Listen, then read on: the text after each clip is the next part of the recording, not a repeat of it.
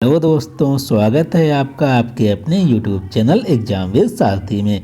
दोस्तों, जैसा कि हमने पिछली क्लास में पढ़ लिया था, ये हमारी जो क्लास है डीलेट फर्स्ट सेमेस्टर का सामाजिक अध्ययन की जो है हमारा दूसरा अध्याय है। इस दूसरे अध्याय की हमारी दूसरी ये क्लास है। हमने पहली क्लास में क्या क्या पढ़ लिया था? हमने पहली क्लास में पढ़ लिया था कि पुरा पाषाण किसे कहते हैं, नवपाषाण काल के बारे में पढ़ लिया था। आज हम पढ़ते हैं कि पुरा पाषाण काल के और तथा नवपाषाण काल के मानव के बीच में क्या क्या तुलना थी, इसके बारे में पढ़ते हैं आज की क्लास में। तो चलिए क्लास को स्टार्ट करते हैं। पुरा पाषाण काल को जो मानव था पुरा पाषाण काल को जो मानव था उसके जो औजार थे वो भद्दे बेडोल थे, खोदरे थे। क्योंकि ये लोग जो औजार जो थे, जैसे प्रकृति में जैसे भी वो पत्थर मिल जाते थे उसी को ये औजार के रूप में इस्तेमाल कर लेते थे, उसमें कुछ परिवर्तन ही नहीं करते थे। और जो नवपाषाण काल को जो मानव था, तब तक मानव जो था बुद्धिमान हो गया था, उसे समझ में आ गए थे चीज़ें कैसे क्या की जाती हैं। तो वो जो नवपाषाण काल को जो मानव था उसके जो हथियार थे वो चिकने थे, सुडोल थे और नुकीलेदार और पालिशदार थे। अब जो पुरा पाषाण काल को जो मानव था वो शिकार भी करता था, शिकारी था। और नवपाषाण काल का जो मानव था वो पशुपालन भी सीख गया था तब तक, तो उसको शिकार करने की भी आवश्यकता नहीं थी। वैसे शिकार तो करता था, लेकिन अब ये जो था, पहले जो पुरा पाषाण काल जो मानव था वो शिकार पे ही निर्भर था। अब ये जो नवपाषाण काल का जो मानव था वो पशुपालन करता था, तो उससे भी बहुत सी चीज़ें से खेती वेती भी करना सीख गया था ना, तो बहुत सी चीज़ें इसको सुविधा मिल जाती थी। तो एक प्रकार से यहाँ जो था पशुओं पे निर्भर था, पशुपालन पे निर्भर था, उसका दूध हो गया, इन सब चीज़ों से। इस काल को जो मानव था कंदमूल फल खाता था। जो पुरा पाषाण काल का जो मानव था वो कंदमूल फल खाता था और उससे अपना पेट भरता था। और इस काल का जो मानव था नवपाषाण काल का दूध खाता था, दही खाता था, गेहूँ से खेती करने ही लगा था तो वो गेहूँ भी होते थे, ये सब चीज़ें खाता था। खाद्य पदार्थों का अपना भोजन उपयोग करने में लगाता था और इसी प्रकार अपना पेट भरता था। तो ये इसमें डिफरेंट है कि यहाँ जो था वो मांस कंदमूल खाता था, यहाँ दूध दही गेहूँ सब कुछ खाने लगा था नवपाषाण काल में। इस काल में जो मनुष्य था वो नग्न अवस्था में रहता था। ये नग्न अवस्था में रहेगा ही, जब कपड़े लत्ते कुछ थे ही नहीं। अब क्या था, तो बच्चों की छाल लपेट लेता था, कहीं पशुओं की खाल लपेट लेता था, उनसे अपने बदन को ढकता था। लेकिन जो नवपाषाण काल को जो मानव था वो मानव जो था ऊन और सन के बने मोटे वस्त्र प्रयोग करने लगा था। ऊन के बने वस्त्र प्रयोग करता था और सन एक होती है, सन की खेती भी होती है, उसके बने वस्त्रों का प्रयोग करने लगा था नवपाषाण काल का जो मानव था। हम जो है ये आप लोगों का जो सिलेबस है कोशिश करेंगे जल्दी कंप्लीट हो जाए, क्योंकि मैं चाहता हूँ जल्दी कंप्लीट करा दूँ और आप लोग अपना अच्छे से रिवीजन करें हम। और इसके बाद भी मैं सोच रहा हूँ सीटेट के सॉल्व पेपर भी कराया जाए, क्योंकि बहुत से लोग आप लोगों में से कोई सीटेट वीटेट दे रहा होगा तो उनकी भी हेल्प हो जाएगी। इसलिए हम सोच रहे हैं सीटेट के सॉल्व पेपर कराएंगे। जैसे पेपर 1 हो गया, पेपर 2, दोनों के सॉल्व पेपर लाया करेंगे और उनके जो क्वेश्चन है डेली 20-20 क्वेश्चन कराया करेंगे। ऐसे अभी नहीं, होली के बाद में स्टार्ट करेंगे। इस काल का जो मानव था वो भ्रमणकारी था। इस काल का जो मानव था वो भ्रमणकारी था। भ्रमणकारी क्यों था? क्योंकि यार इससे जैसे जानवरों का शिकार करना है तो शिकार बैठे जहाँ है वहाँ थोड़ा शिकार आ जाएगी कि आ गया गीदड़ आ गया, या फिर जो भी शिकार करते होंगे वो किसी का भी शिकार कर लेते होंगे। वो लोग शिकार कर लेते होंगे, उसका खरगोश का भी कर लेते होंगे और घोड़े का भी कर लेते होंगे शिकार। तो ये लोग थोड़ा लोगों को भ्रमण करना पड़ता था। अब ये थोड़ा घोड़ा आ जाएगा चलते चलते, कहेगा मेरा शिकार करो, मेरा भोजन मुझको खा जाओ है, तो इन लोगों को इधर उधर ढूंढना पड़ता था, भैया कहाँ शिकार मिलेगा, तब अपनी लोगों की अपनी जो भूख लगी हुई है उसको बुझाएंगे। तो ये लोग जो थे भ्रमणकारी थे। और इस काल का जो मनुष्य था घर भी बनाने लगा था और पशुपालन करने लगा था, तो भैया उसे कहीं भ्रमण करने की कोई ज़रूरत ही नहीं था। गेहूँ वो उसके घर में था, दूध दही वो उसके घर में था, तो ये अंतर था। अब हम चलिए देखते हैं, अब हम पढ़ते हैं कि कांस्य युग के बारे में हम पढ़ते हैं। कांस्य युग ताम्र युग के बारे में पढ़ते हैं। कांस्य युग को उस काल को कहते हैं जिसमें तांबे के साथ टिन को मिलाकर बनी मिश्रित धातुएं इस्तेमाल की जाती हैं। कांसा कैसे बनता है? तांबा तथा टिन को मिला देने से कांसा बन जाता है। और ताम्र युग भी इसे कहते हैं, कांस्य युग भी इसीलिए कहते हैं कि तांबे की खोज हुई और कांसा भी प्रयोग करने लगे, क्योंकि तांबा तथा टिन मिला के ये लोग कांसा प्रयोग करने लगे, इसलिए इसे ताम्र और कांस्य युग भी कहते हैं। और कांस्य युग में लोहे की खोज नहीं हुई थी, मनुष्य ने लोहे की खोज नहीं की थी। अब हम पढ़ते हैं तांबे के बारे में। तांबे के बारे में पढ़ते हैं। नवपाषाण काल के अंतिम चरण में, नवपाषाण काल के अंतिम चरण में दो धातुओं का ज्ञान हुआ। ये दो जो धातुएं थी इसके बारे में हम देखते हैं। पहले हम पढ़ते हैं तांबे। तांबे के बारे में इस काल में नॉलेज हुई, अतः इस काल को ताम्रपाषाण युग भी कहते हैं। इस काल को इसीलिए ताम्रपाषाण काल युग कहते हैं, क्योंकि इसी काल में जो था मनुष्य ने पहले तांबे की खोज की, इसीलिए इसे ताम्रपाषाण युग कहा जाता है।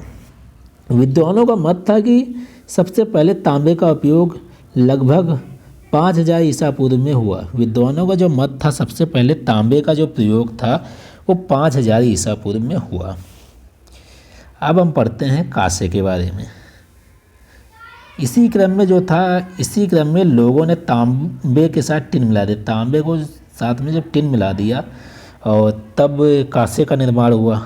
और इसमें जो था 10 भाग जो था तांबे का होता था, अब बाकी जो शेष भाग था, एक भाग जो था 10 भाग तांबा और एक भाग टिन हुआ करता था। इसी को मिला के जो था कांसे का नामक मिश्रित धातु बनाना प्रारंभ कर दिया। इन दोनों को मिला के, तांबा तथा टिन को मिला के, कांसा तांबे से अधिक उपयोगी व कठोर साबित हुआ। कांसा जो होता है तांबे से अधिक उपयोगी तथा कठोर होता ही है, तो उससे अधिक उपयोगी तथा कठोर साबित हुआ। इससे बने उपकरण, औजार, हथियार अत्यंत मजबूत व टिकाऊ हुए। इससे जो उन्होंने हथियार बनाए, उपकरण और भी बनाए, तो वो जो थे उपकरण बहुत ज़्यादा मजबूत और टिकाऊ हुई है। इसी विकास क्रम में पहिए का आविष्कार भी हुआ। इसी विकास क्रम में पहिए का आविष्कार हुआ। अब हम देखते हैं पहिए का आविष्कार जब हुआ तो मनुष्य के जीवन में क्या क्या परिवर्तन आए, उसके बारे में थोड़ा सा प्रकाश डाल लेते हैं। जानना भी जरूरी है पहिए के बारे में। पहिए की उपयोगिता के बारे में आप लोग जानेंगे। पहिए की शुरुआत कैसे हुई? पहिए की शुरुआत जैसे हुई, ताम्रकांस्य युग में पहिए की शुरुआत हुई। पहिए के बारे में तो चलिए पहिए के बारे में भी देखते हैं। पहिए का आविष्कार मानव सभ्यता का जो था विकास के लिए एक नई गति प्रदान करता है। पहिए का जो आविष्कार हुआ तो मानव सभ्यता का विकास के लिए नई गति प्रदान करता है। इसके पीछे निम्न कारण भी हैं और इन पे हम प्रकाश डालेंगे। सबसे पहला जो उसका है, पहिए का आविष्कार से मानव ने चाक की सहायता से मिट्टी के बर्तन बनाना प्रारंभ कर दिया। ये जो चाक पे जैसे मिट्टी बनाई जाती है, चाक जो होता है गोल गोल होती है। अब चाक जब पहिए का आविष्कार हुआ तो पहिए की सहायता से मनुष्य ने मिट्टी के बर्तन भी बनाने प्रारंभ कर दिए। और फिर पहिए की सहायता से कताई का भी कार्य प्रारंभ हो गया। ये जैसे कताई कर रहे थे, पहिए की सहायता से ही तो कताई कर रही, तो पहिया अगर नहीं होता तो पहिए के बिना ये कताई उताई संभव ही नहीं थी। और तीसरा जो है, पहिए की सहायता से बैलगाड़ियाँ बनी। अब बैलगाड़ी से सामान जो था एक स्थान से दूसरे स्थान तक ढोने ले जाने में बहुत आसानी हो गई। जैसे कि बैलगाड़ी, इसमें जो है ये पहिए लगे हैं। अब ये पहिए नहीं होते तो बैलगाड़ी कैसे चलती? जब बैलगाड़ी नहीं चलती तो वे लोग एक स्थान से दूसरे स्थान तक अपना सामान नहीं ले जा सकते थे। तो ये जो था पहिए के आविष्कार होने से ये लाभ हुए। अब हम पढ़ते हैं कांस्य युगीन प्रारंभिक सभ्यताओं के प्रमुख विशेषताएं कि इस काल में क्या क्या, इस काल की जो विशेषताएं हैं उनके बारे में हम जानते हैं। इन सभ्यताओं का विकास नदियों के किनारे हुआ। यह जितनी भी सारी सभ्यताएं थी इनका विकास नदियों के किनारे हुआ। इसका पीछे कारण था कि पानी वानी की जितनी भी व्यवस्था होती थी, पानी की ज़्यादा अति आवश्यकता होती थी। जीने के लिए पानी की अति आवश्यकता है। आज के समान जैसे मोटर वोटर सब लगे हैं, ये सब चीज़ें नहीं थी, ना नल वल थे। तो जितनी भी सभ्यताएं विकसित हुई हैं नदी के किनारे ही विकसित हुई हैं। इसमें ये सभ्यताएं जैसे सिंधु घाटी की सभ्यता, सुमेरिया की सभ्यता और दजला फरात नदियों के मध्य में है, एवं मिस्र की सभ्यता, नील नदी की आदि। इन सभ्यताओं के नदियों के किनारे विकसित होने के कुछ कारण हैं, इनके बारे में भी हम जान लेते हैं। नदियों की जो होती है भूमि मुलायम व उपजाऊ होती है। भूमि जब मुलायम होगी तो खेती भी अच्छी हो गई है और पानी उनकी सिंचाई उचाई के लिए उन्हें जल संसाधन की भी आवश्यकता पड़ती है। और जब जहाँ पे जल होगा वहाँ पे तो खेती और भी अच्छी होगी, क्योंकि उनको सिंचाई की बहुत ज़्यादा सुविधा हो जाती थी।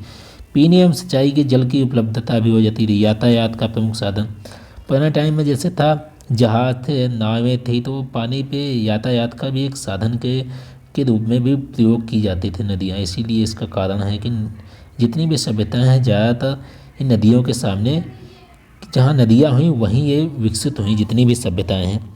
अब प्रतिवर्ष बाढ़ आने के कारण भूमि का उपजाऊ बने रहना, प्रतिवर्ष जो थी बाढ़ आती थी, अब भूमि का उपजाऊ इसलिए बना रहता है क्योंकि बाढ़ जब अपने साथ में होती है और भी ज़्यादा जो होती मिट्टी उट्टी लाती है, तो मिट्टी जो होती है और जो नई मिट्टी ऊपर जब आती है तो उससे उर्वरा शक्ति जो थी वो भूमि की और भी उपजाऊ हो जाती है। बुआई जुताई निराई में सरलता हो जाती थी। अब हम देखते हैं लोह युग के बारे में देखते हैं। हमने पढ़ लिया तांबा कांसा के बारे में पढ़ लिया। अब हम पढ़ते हैं लोह युग के बारे में। लोह युग को उस काल को कहते हैं जिसमें मनुष्य ने लोहे का उपयोग करना प्रारंभ कर दिया था।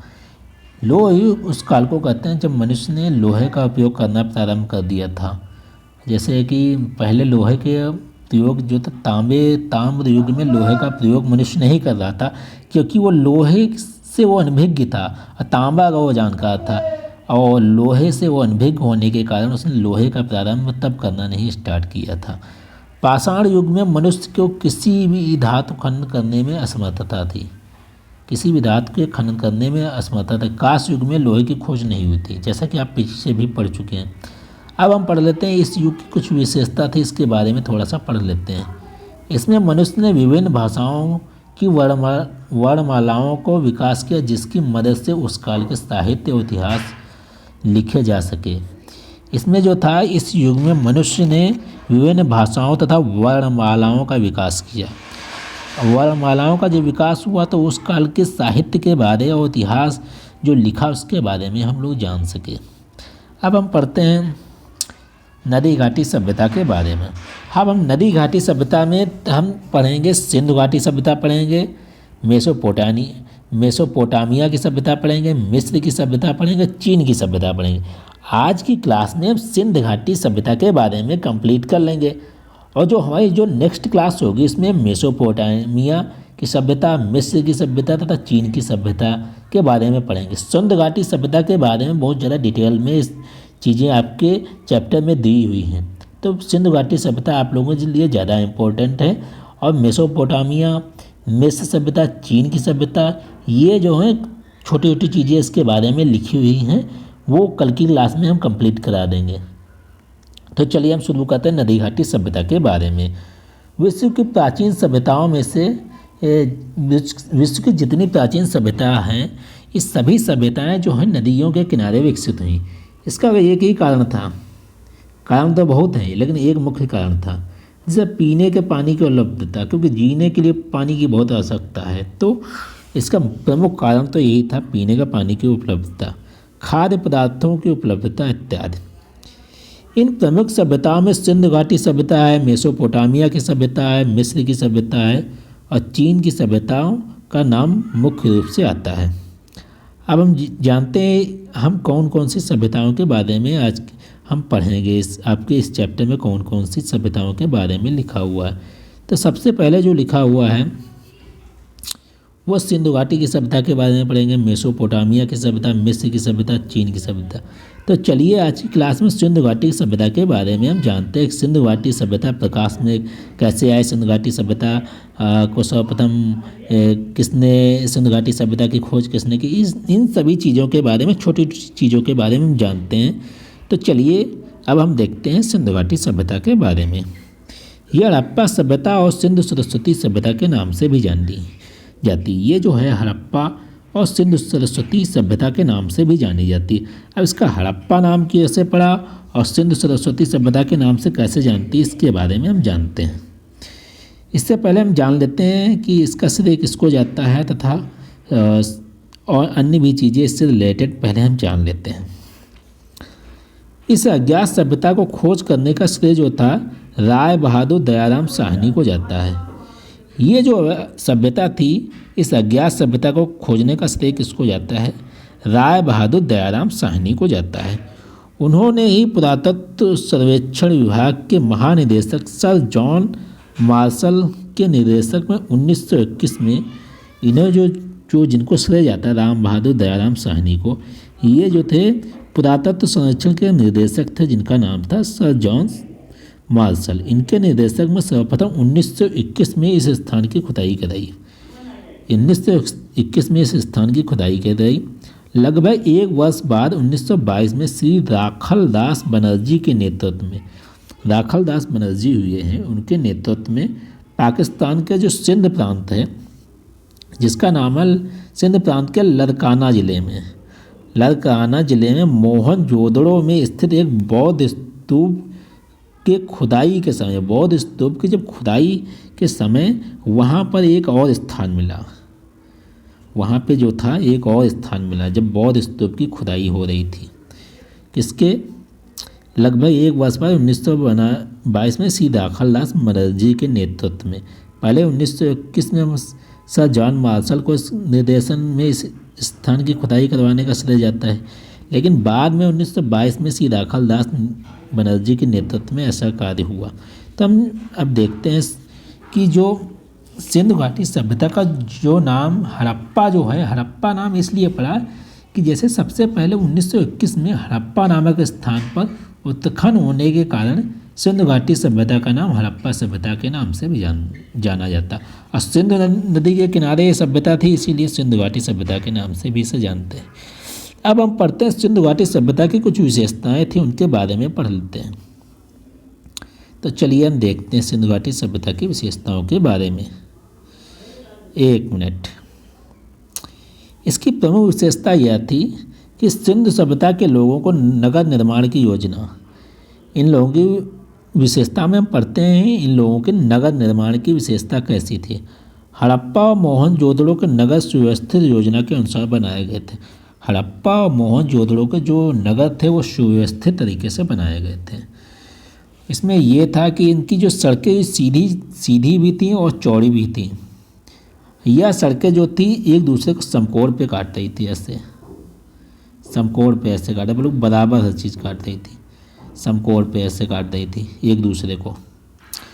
अब मोहनजोदड़ो की जो मुख्य सड़कें थी उनकी जो 10 मीटर से 30 मीटर तक वो चौड़ी थी, 10 से 30 मीटर तक वो चौड़ी थी, तो मतलब भर की चौड़ी भी सड़कें थी। अब प्रत्येक मकान में कुआं और स्नानागार था। प्रत्येक जो मकान था उसमें कुआं और स्नानागार भी था। अब हम देखते हैं इनके भवन निर्माण के बारे में, सिंधु घाटी सभ्यता के बारे में। आप लोग प्रॉपर अपने नोट्स क्लास तो लीजिए ही और अपने नोट्स कॉपी पेन उठा के अपने नोट्स लिखते रहिए, क्योंकि परीक्षा के समय में आपके नोट्स ही आपके काम आएंगे। बार बार क्लास आप नहीं ले सकते। अब आप अगर क्लास लेने को फ़ोन उठाएंगे, अगर मेरी क्लास ले रहे होंगे, तो आप ऐसे सोशल मीडिया पे ऐसी ऐसी चीज़ें चलने लगी। अब शॉर्ट आने लगेंगे, आप लोग शॉर्ट देखने लगेंगे, शॉर्ट में अपना टाइम वेस्ट कर देंगे। तो भैया आप भी जब क्लास चल रही है तो अपने अच्छे से क्लास लीजिए, अपने नोट्स बनाइए, अपने नोट्स को बार बार रिवीजन कीजिए, समझिए। ज़्यादा यूट्यूब पे 10 लोगों के साथ 10 लोगों को देख के उनके नोट्स बनाओगे तो आप लोग खुद कंफ्यूज रहोगे। एक टीचर को पकड़ो, मैं नहीं करा, मेरे से ही तुम पढ़ो, मेरे से कोई ज़रूरत नहीं है। मैं तो सिर्फ अपने ऐसे ही रिवीजन, मेरा भी ज्ञान बढ़ रहा है आप लोगों को पढ़ाने में, तो मुझे तो पढ़ाना पसंद है, तभी मैं पढ़ा रहा हूँ। मैं ये नहीं करा मेरे से ही पढ़ो, लेकिन आप किसी से भी पढ़ो, किसी भी टीचर से पढ़ो, इतने यूट्यूब पे किसी से भी पढ़ो, लेकिन अपने प्रॉपर नोट्स बनाओ। और बार बार आप लोगों को बार बार यूट्यूब पे आना ना पड़े, वही ज़्यादा, बहुत ज़्यादा बेटर है। आप जितना सोशल मीडिया इन सब चीज़ों से जितना दूर रहेंगे उतना ज़्यादा से सोशल मीडिया का प्रयोग करो, उठाओ, देखो, वीडियो देखो, जो पढ़ाई वाली चीज़ें देखनी है उनके अच्छे से नोट्स बनाओ, अपना फ़ोन को साइड में डाल दो, आपने जो नोट्स बनाए उनको बार बार रिवीजन करो। ये सब चीज़ें आप लोगों के काम में आएंगी। अब हम देखते हैं भवन निर्माण के बारे में जानते हैं। भवनों को साक्ष्यों के आधार पर 2 भागों में विभक्त किया गया है। जो भवनों को 2 भागों में विभक्त कर दिया गया है। पहला जो भाग है राजकीय, दूसरा है सार्वजनिक। राजकीय और सार्वजनिक भवनों के बारे में हम देखते हैं। सिंधु सभ्यता में मोहनजोदड़ो में एक विशाल भवन के साक्ष्य प्राप्त हुए। जो राजकीय और सार्वजनिक भवन जो थे वो मोहनजोदड़ो की एक सभ्यता में एक विशाल भवन प्राप्त हुआ। और ये जो जिस प्रकार से बने हुए थे, ये कुछ बहुत सारे खंभों पे बने हुए थे। ये जो इसमें जो राजकीय जो ये मिला राजकीय और सार्वजनिक भवन जो थे, इसमें 71 मीटर तक चौड़ी भवन की लंबाई भी थी और इसमें 20 स्तंभों पे टिकी हुई थी। और इसमें ऐसा लग रहा था जैसे कोई बैठने की व्यवस्था, यहाँ पे बैठते होंगे लोग और चर्चा करते होंगे, ऐसा लग रहा था। सार्वजनिक स्थल था, कोई भी वहाँ पे बैठ के अपनी वार्तालाप कर सकता था, ऐसा लगता है। और दुर्ग जो थे, भवनों के निर्माण में हम दुर्ग की बात करें, नगर के पश्चिमी टीले पर संभवतः सुरक्षा और दुर्ग का निर्माण किया गया था। नगर का जो पश्चिमी टीला था और भी जो नगर में जो और अन्य दिशाएं थी, जहां ज़रूरत के हिसाब से वहां पे एक दुर्ग बना हुआ था, जो था वो नगर की सुरक्षा के लिए ही बनवाया गया था। अब साधारण भवन के बारे में बात कर लेते हैं। साधारण भवन के बारे में, साधारण भवन का प्रयोग जन सामान्य करता था। जन सामान्य जो था साधारण भवनों का प्रयोग करता थे। ये आवश्यकता अनुसार छोटा या बड़ा बनाया जाता था। ये 1 या 2 मंजिला भी हो सकता था, या 1 हो सकता था या 2 मंजिला हो सकता था साधारण भवन। अब चलिए हम देखते हैं ये विशाल स्नानागार, जो ज़्यादा ही मतलब एक अलग चीज़ है स्नानागार। इस सिंधु घाटी सभ्यता में जब स्नानागार देखो तो लगता है कि बिल्कुल क्या व्यवस्था रही होगी इन लोगों की, नगर व्यवस्था बिल्कुल अद्भुत है। मोहनजोदड़ो से प्राप्त स्नानागार की जो लंबाई है, जो स्नानागार आप लोग देख रहे हैं, इसकी जो लंबाई है ये 55 मीटर इसकी लंबाई है। चौड़ाई इसकी 30 मीटर है। लंबाई ये 55 मीटर हो गई, चौड़ाई इसकी जो है 30 मीटर है। और इसकी जो बाहरी दीवारें हैं, उनकी मोटाई, जो बाहरी दीवारें हैं इनकी मोटाई जो है ये 30 मीटर तक है। इसके आंगन के मध्य में एक स्नान कुंड है। इसके आंगन का जो मध्य भाग है इसमें एक स्नान कुंड है ये, ठीक। और ये जो स्नान कुंड है, इसकी जो गहराई थी वो जो थी, स्नान कुंड की भी लंबाई देख लेते हैं। स्नान कुंड की जो लंबाई थी 12 मीटर लंबा है, 7 मीटर जो है चौड़ा है। और इसकी जो गहराई थी, जिसमें पानी भरा रहता होगा, उसकी गहराई जो थी 2 से 4 मीटर, 2.4 मीटर थी। इस स्नान कुंड के एक साथ एक हमाम भी था। हमाम होता है जिसमें पानी वानी गर्म करने की व्यवस्था थी, इसमें ऐसा लग रहा है हमाम जो इसमें था। इस स्नानागार के दक्षिण पश्चिम की ओर 8 स्नानागार थे। ये जो स्नानागार था इसके दक्षिण पश्चिम में 8 स्नानागार थे और बने थे, जिनका प्रयोग जो थी, ऐसा लगता है उन स्नानागारों का प्रयोग जो था वो महिलाओं के द्वारा किया जाता था। अब हम पढ़ते हैं अन्नागार के बारे में। सिंधु सभ्यता का अन्नागार इस सभ्यता का महत्वपूर्ण उपलब्धि है। अन्नागार जो था इस सभ्यता का महत्वपूर्ण जो है उपलब्धि है, जिसकी लंबाई कितनी थी, 18 मीटर लंबाई, चौड़ाई इसकी 7 मीटर थी। ऐसा लगता है कि ये लोग जो संभवतः जो थे गाँव से लाया गया अनाज एकत्र करते थे, जिसका प्रयोग शहरवासी एवं ग्रामीणवासी आपातकाल में करते होंगे, ऐसा लग रहा है अन्नागार को देख के। सिंधु घाटी सभ्यता लोगों के सामाजिक जीवन पे हम लोग प्रकाश डालते हैं। किनका आहार कैसा था, वेशभूषा कैसी थी, इन सब चीज़ों के बारे में देखते हैं। आहार, सिंधुकालीन समाज के नागरिकों में शाकाहारी और मांसाहारी दोनों ही प्रकार का भोज्य पदार्थों का प्रचलन था। ये लोग दोनों ही प्रकार के भोज्य पदार्थों को ग्रहण करते थे, शाकाहारी भी और मांसाहारी भी। मुख्य आहार जो उनका था गेहूँ, जौ, चावल, दूध, सब्जियां, फल थे। भेड़, मछली, कछुए, मुर्गे आदि जंतुओं का ये मांस का सेवन भी करते थे। वेशभूषा कुछ इस प्रकार थी। उत्खनन के द्वारा वस्त्र एवं आभूषण के विभिन्न साक्ष्य मिले हैं, जिनसे ज्ञात होता है कि लोग सिंधु सभ्यता में जो निवासी थे वो वस्त्र एवं आभूषण पहनने के बहुत शौकीन थे। ये जो यहाँ के निवासी थे वस्त्र और आभूषण पहनने के लिए भी बहुत शौकीन थे। स्त्री जो थी, स्त्री पुरुष दोनों ही, अंगूठी हो गए, कड़े हो गए, कंगन हो गए, कुंडल हो गए, ये सभी चीज़ें जो थी स्त्री और पुरुष दोनों पहनते थे। अब कुछ गृहस्थी के उपकरण मिले हैं, उनको देख लेते हैं। गृहस्थी के उपकरणों में कलश हो गया, थाली हो गए, गिलास हो गया, चम्मच हो गया, मिट्टी, कुल्हड़, ये सब चीज़ें धातुओं के बर्तन का प्रचलन था। ये सब चीज़ें गृहस्थी के उपकरण में मिली हैं सिंधु घाटी सभ्यता की खुदाई में। अब चलिए हम देखते हैं सिंधु घाटी सभ्यता के लोगों का जो आर्थिक जीवन था वो कैसा था। कृषि, ये लोग जो थे, अधिकांश जनता जो थी कृषि पर निर्भर थी। पशुपालन, गोबर और बिना गोबर वाले जानवर व बकरियों भैंसों को पालते थे। वस्त्र निर्माण, सिंधु घाटी जो थे निवासी जो थे कपास की खेती करते थे। शायद विश्व में सूत काटने का और कपड़ा बनाने का जो प्रथम जो कार्य है, प्रथम जो लोग हैं वो सिंधु घाटी सभ्यता के ही लोग थे। बंदरगाह, लोथल एवं सुतकोता सिंधु सभ्यता के प्रमुख बंदरगाह हैं। सुतकोता बिंदु समस्या, चलो भाई,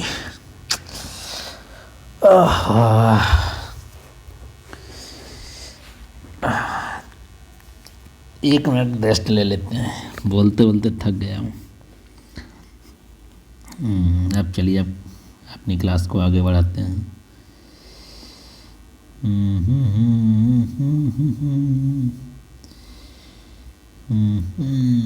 व्यापार, वाणिज्य, हड़प्पा संस्कृति के विभिन्न वस्तुओं जैसे माला हो गए, दाने हो गए, पिन पर एक स्वर्णिम बंदर मिला है, ऐसे पिन बना है, पिन उस पर स्वर्णिम बंदर ऐसे ऐसे बैठा हुआ है।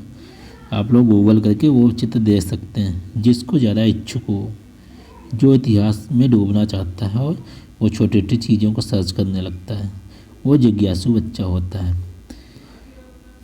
जैसे कि मैं जो है जो चीज़ें देखता हूँ, कुछ भी अगर इतिहास में देखता हूँ तो मैंने तो ये बंदर वाला देखा है, सर्च किया, देखा बंदर वाला, कि ये सब चीज़ें मुझे देखना पसंद है। इतिहास की जो भी चीज़ें मैं पढ़ता हूँ वो सर्च करके देखता हूँ। आज भी अगर वो कहीं किसी जगह रखी हुई हैं तो उनके जो फ़ोटो वोटो तो हर चीज़ मिल ही जाते हैं। जैसे सिंधु सभ्यता में जो चीज़ें मिली हैं खुदाई में, वो सारी चीज़ें हमने देखी गूगल कर करके, क्योंकि मुझे अच्छा लगता है। कला जो थी, सिंधु सभ्यता की कला एक ललित कला थी। जानकारी निम्नलिखित साक्ष्यों से प्राप्त होती। भवन निर्माण, विशाल अन्नागार, स्नानगार, ये सब चीज़ें आप लोग पढ़ ही चुके हैं, यही सब चीज़ें थी। और धातुकला में, धातुकला निवासी सोना, चांदी, तांबे आदि आभूषण पहनते थे। नर्तकी मिली है मोहनजोदड़ो की, जो मैं आगे आपको लोगों को दिखा दूंगा। बर्तन और मोहरों के चित्र मिले हैं, ये सब चीज़ें मिली। संगीत और नृत्य कला भी ये लोग करते थे, क्योंकि जो नर्तकी मिली और संगीत नृत्य करते हुए मिली है, तो ऐसा लगता है ये लोग नृत्य भी कला सब कुछ जानते थे। अब सिंधु सभ्यता का जो अंत था इसके बारे में पढ़ लेते हैं। ऐतिहासिक प्रमाणों तथा लिखित विवरणों के अभाव के कारण महामारी, सूखा, बाढ़, भूकंप, विदेशी आक्रमण आदि इस सभ्यता के विनाश का कारण माना जाता है। भूकंप भी हो सकता है, महामारी भी हो सकती है। यही इन सभ्यता का जो होता है, अगर महामारी आई होगी, सभी लोग मर गए होंगे, ख़त्म हो गए होंगे, और ये सब धीरे धीरे सब मिट्टी सब पड़ गई होगी। कोई लोग बोलते हैं कि भूकंप आया, कोई बोलता है सुनामी आई, कोई कुछ मतलब किसी को पता नहीं है क्लियर कैसे क्या हो, लेकिन सब अपना ये अलग ज्ञान देते हैं। इस कुछ विद्वान आर्यों के कारण सिंधु सभ्यता का पतन कारण मानते हैं। जो विद्वान जो हैं वो मानते हैं कि आर्य जो आए थे आर्यों की वजह से, लेकिन ऐसा कुछ मेरा जो मानना है, ऐसा किसी को कुछ भी क्लियर पता नहीं है, सब अपना अलग अलग बताते हैं। हाँ, बताने को हम भी कुछ भी बता दें, जैसे बता दें कि हाँ मेरी समझ से भूकंप ही आया होगा। अब कोई बच्चा कहेगा नहीं सर जी, नहीं सर, नहीं भाई, मेरी समझ से लगता है कि महामारी आई होगी। तो तर्क तो कोई कुछ भी किसी चीज़ पे कुछ भी दे सकता है, तो ये सब ऐसे क्वेश्चन भी नहीं बनते हैं। सभ्यता का अंत बस ऐसे पूछेगा, सिंधु सभ्यता का अंत के कारण क्या हो सकते हैं, बस आप लोगों को लिख देना है। अब हम सिंधु सभ्यता में विद्वानों ने सिंधु सभ्यता का काल निर्धारण भी किसी को पता नहीं, सब देखना कितने लोगों ने अपनी अलग अलग परिभाषा बताई। ये नर्तकी वहाँ मिली है सिंधु सभ्यता की, जैसा कि मैंने पीछे मैंने बताया कि नर्तकी मिली है, वो इस प्रकार से यही वाली है। मैंने इसके गूगल से फ़ोटो मैंने देखे, तो मैंने सोचा आप लोगों को भी दिखाया जाए। अब ये जो मोहरे हैं, सिंह बना हुआ है, ये बैल बनाए मोहरे हैं, सभी पहले चलती थी। और हम देखते हैं काल निर्धारण, सब ने अपने अलग अलग दिया है। मधोत्सव स्वरूप जो है, मधोत्सव स्वरूप जॉन मार्शल ने ये दिया है, कितने दिया, 3250 ईसा पूर्व से 2750 ईसा पूर्व, 2900 से 1900 ईसा पूर्व डेल्स ने। तो सबने अपने अलग अलग दिया। ये नहीं पूछेगा आप लोगों से सिंधु सभ्यता का काल निर्धारण के बारे में, आप लोगों से क्वेश्चन नहीं बनेंगे। हाँ, ये बन सकता है किसी ने क्या दिया, लेकिन इसमें से कोई क्वेश्चन बनते नहीं। मैं आप लोगों को सच बता रहा हूँ, इसमें से कोई क्वेश्चन बनते नहीं। थी चीज़ें तो मैंने आप लोगों को सामने रख दी। बड़े एग्जामों में बस पूछ सकते हैं कि जैसे कि जॉन मार्शल का ज़्यादा नाम है, आप पूछ सकते हैं कि जॉन मार्शल के अनुसार सिंधु सभ्यता का काल निर्धारण कौन क्या हो सकता है, और उसमें बहुत सारे ऑप्शन दिए होंगे। तब 3250 से 2750 तक आप टिक कर देंगे, आप लोगों का एक नंबर पक्का हो जाएगा। वैसे ये क्वेश्चन बनता नहीं है, बस आप लोगों को समझाने के लिए। काल निर्धारण आप लोग कहते हैं काल निर्धारण नहीं पढ़ा है, लेकिन सच बताऊँ यहाँ से क्वेश्चन बिल्कुल नहीं बनता है। ओके, तो आप लोगों की ये जो थी क्लास समाप्त हो चुकी है। मिलते हैं आप लोगों से अगली क्लास में, जिसमें हम क्या पढ़ेंगे,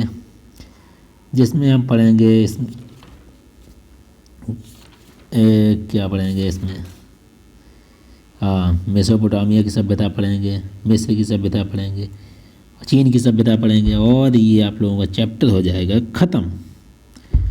तो आप लोगों को ये क्लास समझ में आई हो तो लाइक कीजिए, शेयर कीजिए, अपने अन्य साथियों को भेजिए। अगर आप लोगों को ये क्लास नहीं समझ में आई होगी तो मैं फिर से इस टॉपिक को अच्छे से डिटेल से मैं आप लोगों को समझाऊंगा, क्योंकि आज मेरी तबीयत नहीं सही है, तभी मुझे लगता है मैं आप लोगों को अच्छे से समझा नहीं पाया। लेकिन अगर ये क्लास नहीं समझ में आई होगी, मैं दोबारा ये क्लास आप लोगों को प्रोवाइड कराऊँगा अच्छे से, जब मेरा तबीयत थोड़ी सही होगी। अब बाकी इसका जो तीसरा जो पार्ट आएगा इस चैप्टर का, उसमें ये चैप्टर जो होगा पूरी तरह से कंप्लीट हो जाएगा। तो चलिए, जय हिंद जय भारत, मिलते हैं अगली क्लास में।